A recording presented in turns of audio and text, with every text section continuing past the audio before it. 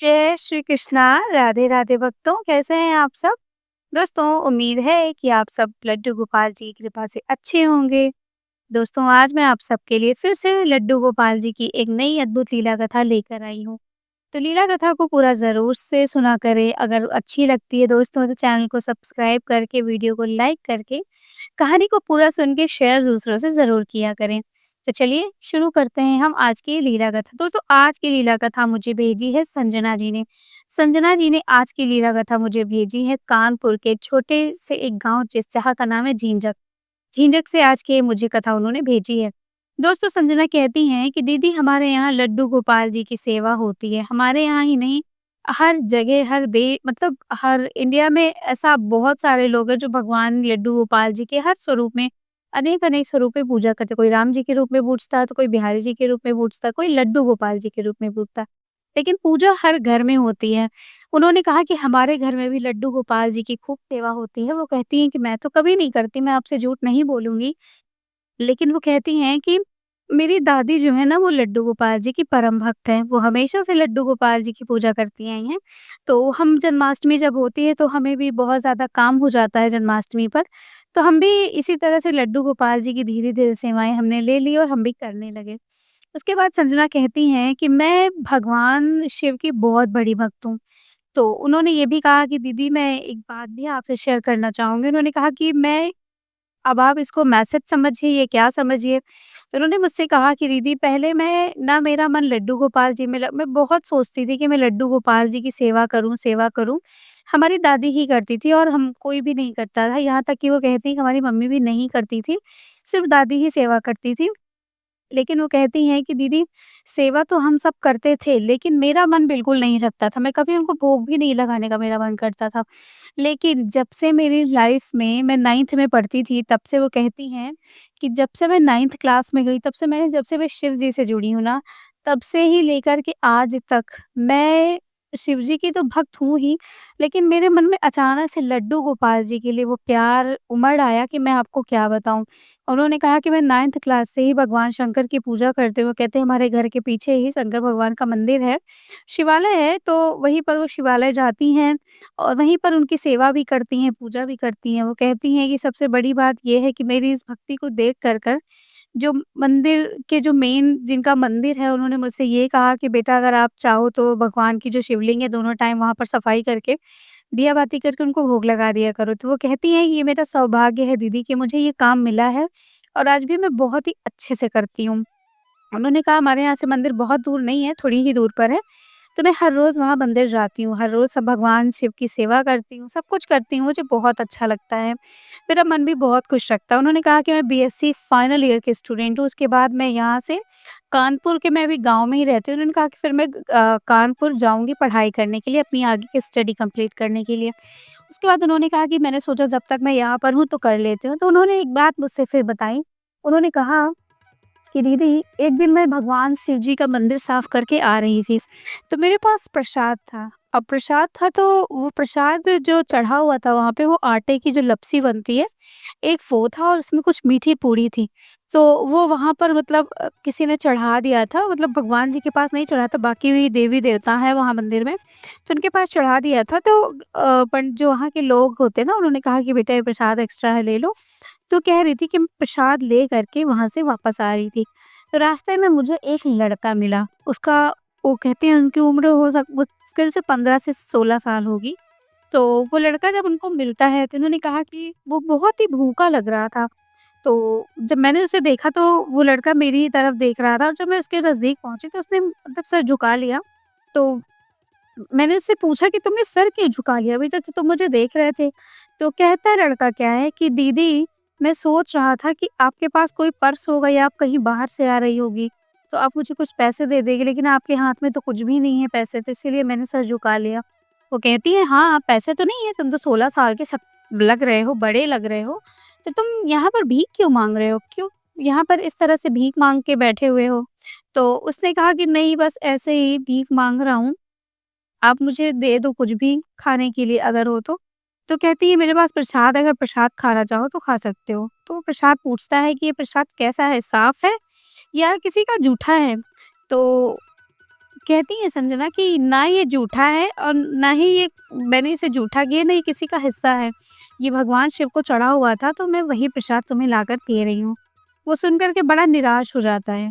संजना सुन के कहती है कि निराश हो गया, प्रसाद पा गया तब भी निराश हो गया। तो संजना उससे पूछती है कि बताओ क्या बात है, तुम इतने दुखी क्यों हो गए? तुम्हें तो प्रसाद मिल ही गया ना।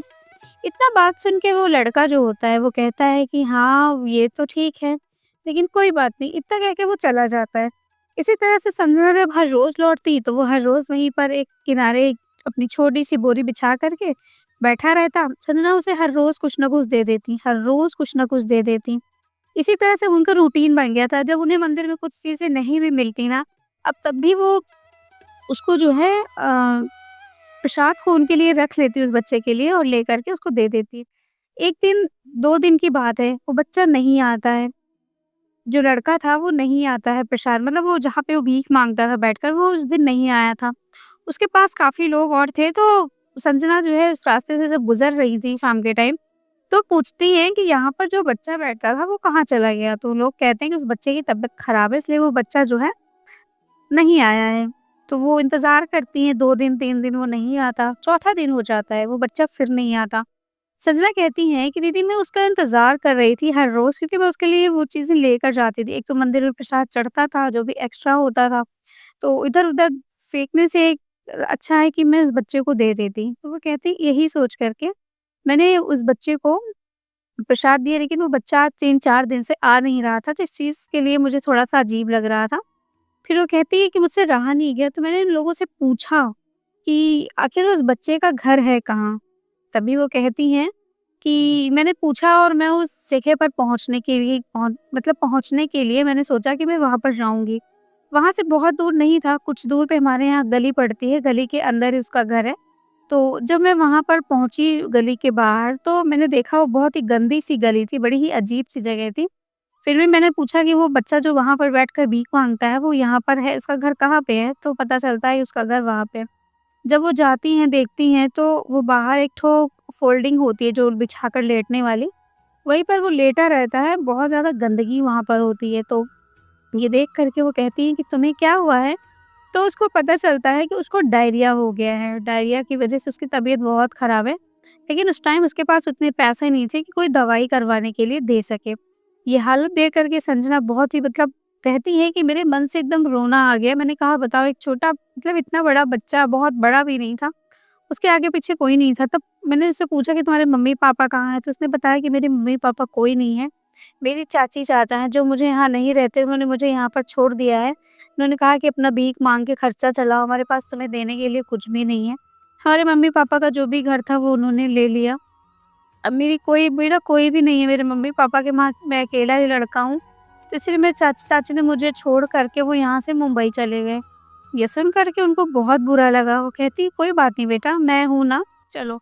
तब वो हॉस्पिटल लेकर जाती हैं, ग्लूकोज़ वगैरह चढ़ता है।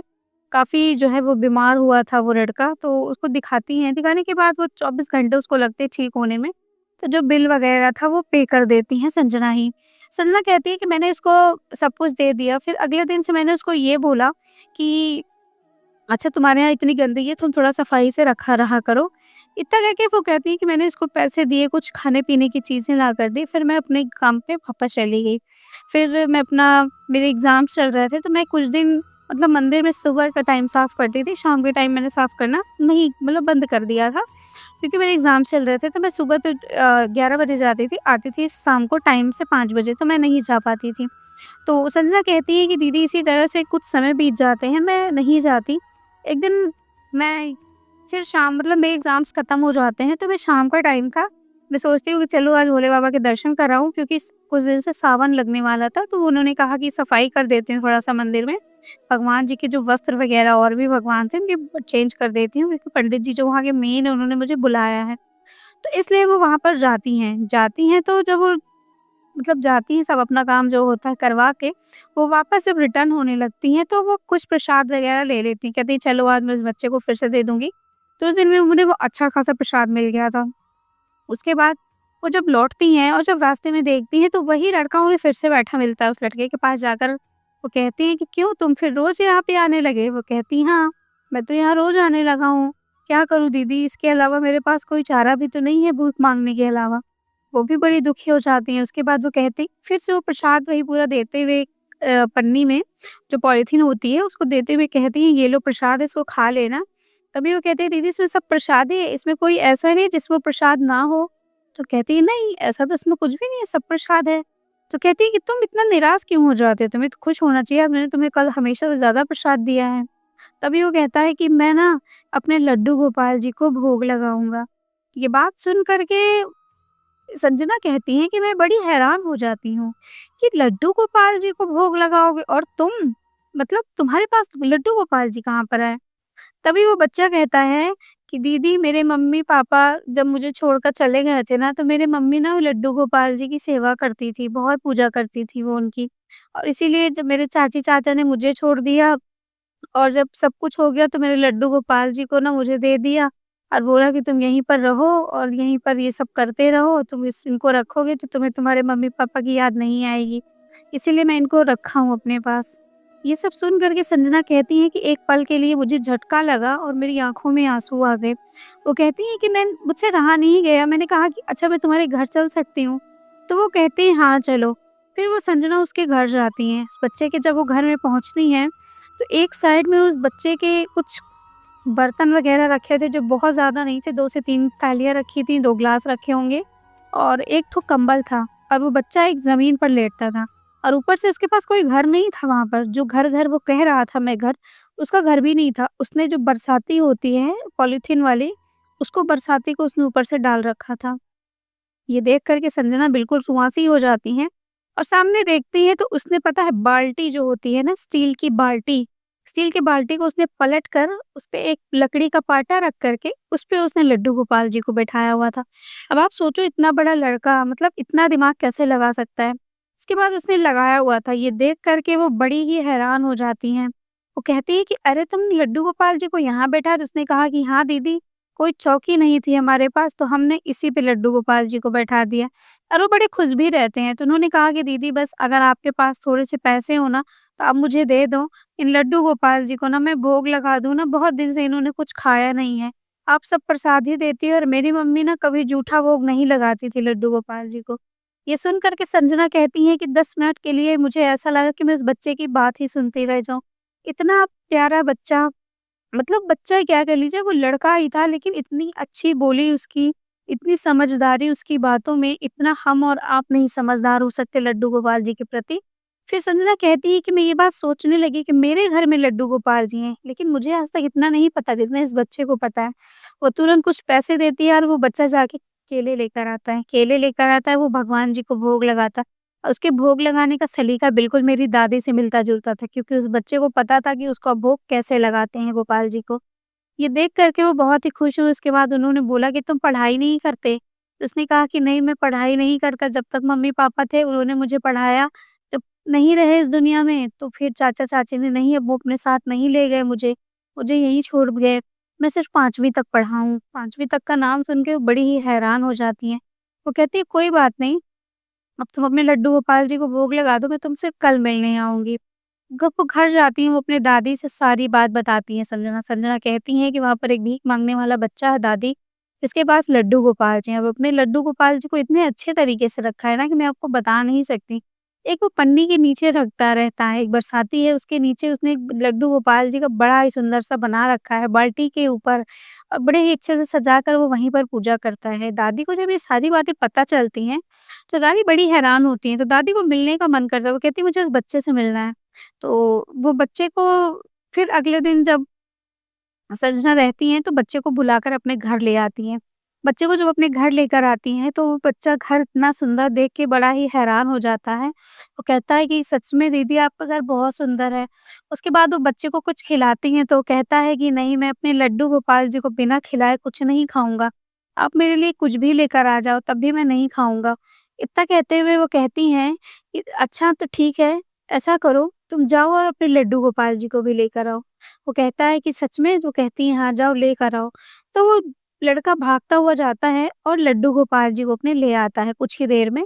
लड्डू गोपाल जी को ले आता है, फिर संजना अपनी दादी से मिलवाती हैं लड्डू गोपाल जी को। लड्डू गोपाल जी सच में बहुत खूबसूरत थे उनके और उसने बेचारे ने कुछ नहीं, कुछ अपने उसके जो अंडरगारमेंट्स होते हैं, जो शायद नए रहे होंगे, उसने वही लड्डू गोपाल जी को मतलब पहनाया हुआ था और एक ठो ऊपर से उसकी जो बनियान होती है व्हाइट कलर की, उसने पहनाया हुआ था। आप सोचिए उस बच्चे ने अपने मतलब कपड़े को पहनाया हुआ था लड्डू गोपाल जी को, कभी-कभी ऊपर से शर्ट पहना देता था लड्डू गोपाल जी का। उसके लड्डू गोपाल जी थोड़े साइज़ में बड़े भी थे।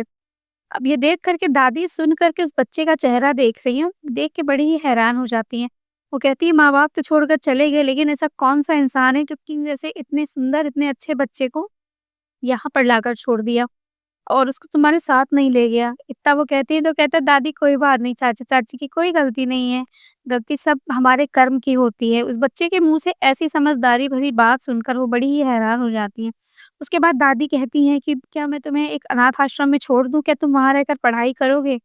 तभी वो कहता है नहीं दादी, मेरे पास मेरे लड्डू गोपाल जी हैं, मेरे सहारा हैं और मैं अपने लड्डू गोपाल जी के सहारे रह लूँगा। मुझे आप कहीं मत ले जाइए, आप मत परेशान होइए, बस मैं आपसे मिल लिया मुझे बहुत अच्छा लगा। तभी दादी उसको कुछ पैसे देती हैं, उसके लिए अच्छे कपड़े देती हैं, उनके लड्डू गोपाल जी के लिए खरीदती हैं। उसके बाद उस बच्चे को खाना खिलाती हैं। वो बच्चा पहले भगवान को भोग लगाता है, उसके बाद वो खुद खाना खाता है। खाना खाने के बाद दादी से वो बहुत अच्छी-अच्छी बातें करता है। जब शाम होने लगती है तो दादी उसे कहती हैं कि घर जाने की कोई ज़रूरत नहीं, आज यहीं रह लो। वो जो लड़का था वो वहीं पर रात भर रह जाता है। रहने के बाद वो वहीं पर सो जाता है, सोने के बाद सुबह उठता है, तो सुबह दादी उससे कहती हैं कि तुमने 5वीं तक पढ़ाई की है बेटा ठीक है, लेकिन तुम आगे की पढ़ाई करना चाहते हो? तो वो कहती हैं कि हाँ, लेकिन हमारे पास पैसे नहीं हैं। तभी संजना कहती हैं कि पैसे की तुम्हें कोई ज़रूरत नहीं, पैसे तुम्हें हम देंगे, लेकिन बस तुम्हें पढ़ाई करनी होगी। उसके बाद उन्होंने कहा कि हाँ, ठीक है। तो वो कहती हैं मेरे लड्डू गोपाल जी को मेरे घर में कौन देखेगा? तो कहती है तुम्हारा जो भी घर है ना उसको वैसे ही रहने दो, तुम आज से यहाँ पर रहोगे हम लोगों के साथ, ठीक है? और इतना सुन कर के वो बड़ा ही खुश हो जाता है बच्चा, लेकिन वो फिर कहता है कि दादी आप मुझे अपने आप पर बोझ मत बनने दीजिए। तभी दादी कहती हैं कि बेटा लड्डू गोपाल जी की जो सेवा करता है ना वो व्यक्ति कभी किसी इंसान के ऊपर बोझ नहीं होता। आज तुमने कहा लेकिन आज के बाद मत कहना, हम तुम्हारी सारी ज़िम्मेदारी उठाएँगे, हम तुम्हें पढ़ाएँगे। उसके बाद दोस्तों उस लड़के का पढ़ने में बहुत अच्छा था, तो उस लड़के का 8वीं में नाम लिखा गया। 8वीं क्लास में उसका नाम लिखा गया। उसके बाद संजना कहती हैं कि दीदी 4 साल के बाद वो बच्चा मतलब बहुत ज़्यादा अच्छे नंबरों से वो पास हुआ। उसने पूरा ज़िला टॉप किया था हाई स्कूल में, यानी कि 10th में। उसने बोला कि मतलब उसने हाई स्कूल जब पास किया था, तो पूरा ज़िला टॉप किया था। इस बात की खुशी पूरे घर में थी। हमारे मैं ही केवल अकेली बहन हूँ, मेरा कोई भाई नहीं है। तो उन्होंने कहा कि वो मेरे भाई की तरह ही मेरे घर में रहता है। मेरे इस चीज़ से मेरे पापा थोड़े-से दुखी हुए थे स्टार्टिंग में, लेकिन फिर मेरे पापा भी मान गए। मेरे पापा ने कहा ठीक है, जैसा तुम सबको ठीक लगे। उसके बाद वो कहती हैं कि मेरी दादी अब इस दुनिया में नहीं है, लेकिन मेरे लड्डू गोपाल जी के और उस लड़के के लड्डू गोपाल जी के दोनों की सेवा वही लड़का ईशान नाम उसका उन्होंने रखा था। उन्होंने कहा कि ईशान मेरा भाई, वो दोनों लड्डू गोपाल जी की सेवा वो बहुत अच्छे से करता है। आज दादी इस दुनिया में नहीं है।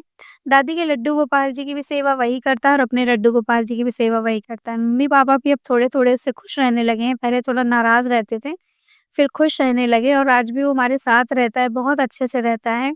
और उन्होंने बोला कि आगे जब उसकी जो मर्ज़ी होगी पढ़ाई करेगा, वरना वो पापा की दुकान में हेल्प कराएगा। पापा की मिठाई की शॉप है कानपुर में, तो वहाँ पर वो अपना काम करेगा अगर उससे नहीं कुछ होगा तो। उन्होंने कहा कि अगर हमने एक बच्चे को सहारा दे दिया तो इसमें क्या बुरा है? कुछ भी बुरा नहीं है। शायद लड्डू गोपाल जी की यही मर्ज़ी है दीदी जो आज हमने उस बच्चे के साथ किया। तो उन्होंने कहा कि दीदी क्या आपको लगता है कि हमने सही किया? तो जी बिल्कुल संजना जी, आपने बिल्कुल सही किया। आपने जो भी किया सब भगवान आपने किया नहीं, उसके लड्डू गोपाल जी ना उसके द्वारा आपके द्वारा कर्म आपको निमित्त बनाया उन्होंने, कि आप ये चीज़ उस बच्चे के लिए कर सको, इसलिए आपने ऐसा किया। तो दोस्तों आज की थी ये लीला कथा, आप सबको कैसी लगी मुझे ज़रूर बताइएगा। अगर अच्छी लगी तो शेयर करिएगा।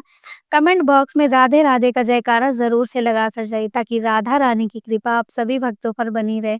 और आपको तो पता है ना कि राधा रानी की कृपा बनी तो भगवान श्री कृष्ण वहाँ दौड़े चले आते हैं। तो आप सब अच्छे रहिए और मौज करिए, हमारी कहानियों को सुनते रहिए, शेयर करते रहिए। मिलूँगी फिर से एक नई लीला कथा के साथ, तब तक के लिए राधे राधे, जय श्री कृष्णा।